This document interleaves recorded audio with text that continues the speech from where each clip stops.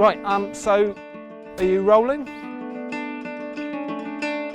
Yeah, I'm Geoff Hicks. I'm from the Isles of Scilly, so I grew up here. When I was little, we still saw traditional lobster pots like this, crab lobster pots, these inkwells being fished from here.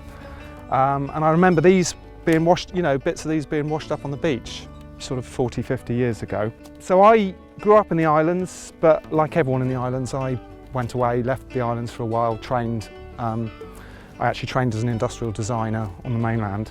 And going back decades, I've always had an interest in sort of appropriate technologies. So I built a small traditional dipping lugger, which was a sort of small sailing boat that would have worked these waters around Scilly, all around Cornwall. Sort of working boat that died a death when engines were introduced, understandably. It's really hard work to sail. Sort of 20, 30 years ago, I had an interest in these technologies and why they were dying out. They hadn't died out because around me in the islands, around Cornwall, people are still making them, but not young fishermen anymore. And I learnt on St Mary's from a fisherman who's probably in his 70s. He was still making these, making possibly 100, 150 every winter. I'm not sure if he fished with plastic and steel pots as well, but he certainly had the main bulk of his fishing equipment was still these pots, and he grew the withies, they're called withies in Cornwall and Scilly, so the willows, grew them on St Mary's, and just used the time in the winter when he couldn't be fishing to make them. And it's a fascinating craft, and I learnt from him how to make them. I was working as an industrial designer, and I thought it was worth learning the technology and seeing if I could do my bit to preserve it. So I did my best to learn how to make these. They differ around the country. You see versions of this around the country, around the world, and they can differ from family to family and from island to island in Scilly. That's the best I can come up with at the moment. I was interested in just the immediacy of the materials are literally from the hedgerows where we're standing here. You need to grow the willows, the withies, and then there's also in the Isles of Scilly pots, because we don't have a lot of good land for growing basket-making quality willows, but we have tamarisk trees, which are a shelter belt for the farms.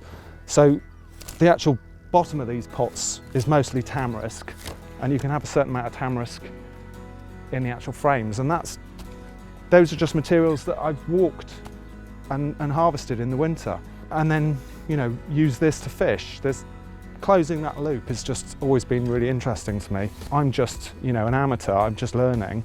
I'm going to attempt to just fish with no engine and see how it goes. People are fascinated by growing these materials locally and preserving the traditional technologies, but learning from that and seeing what we can innovate and develop for future equipment. So that's hopefully a lobster pot. But these are my pots from last year. We've got to be realistic. The industry needs equipment that's been going for decades and decades, and it's good. It does the job really well. It's efficient at what it does. It's affordable. The industry's got to be commercial. They need to use the equipment that's available to them mainstream. And I've been using these pots for years. This is mine from last year, but I'm ditching this now. This, in all honesty, I picked up from the beach a few weeks ago, just washed in right where we're stood.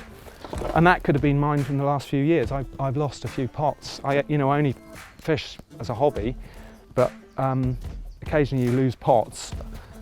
And it doesn't make me feel great thinking that I put that in the ocean. It's obviously, as we all know increasingly, there's an issue with all these materials in the ocean. But it's just trying to recycle this. It's such a mix of polypropylene, nylon. I don't know how many plastics are in one pot, but it's obviously recycled tyre. There's steel in this one. So quite a challenge to recycle. But for a design, it does what it needs to do for commercial fishing, and you've got to respect that. It's hard work to make a living from fishing commercially. If this was, made correctly and then in the right hands, fished by someone who's skilled at fishing, This could last a season and a half, 2 seasons maybe, if you're lucky with the, the sea conditions.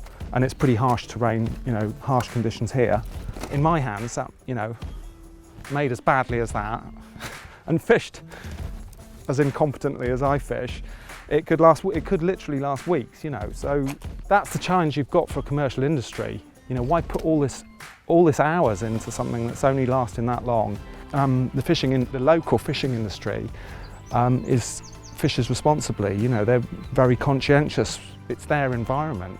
They live and work here. No one wants to pollute the sea. No one wants to overfish. But they're inheriting equipment. This is what's in front of them to use right now to be commercially viable, and you've got to respect that. My guess is that we're probably going to see much the same equipment, but that the chemists are going to be our saviour with the actual, with newer materials. I would imagine that it's still going to be large-scale, factory batch-produced equipment, and it may look very similar to this. And it will, you want it to last a long time, but you don't want it to last a long time if you lose it, because then it's potentially ghost fishing, which is obviously an issue. Its durability is probably quite important, but all around the world they're experimenting with ways of fishing equipment that is lost being less impact. So I'm guessing there's going to be some really interesting technology solutions.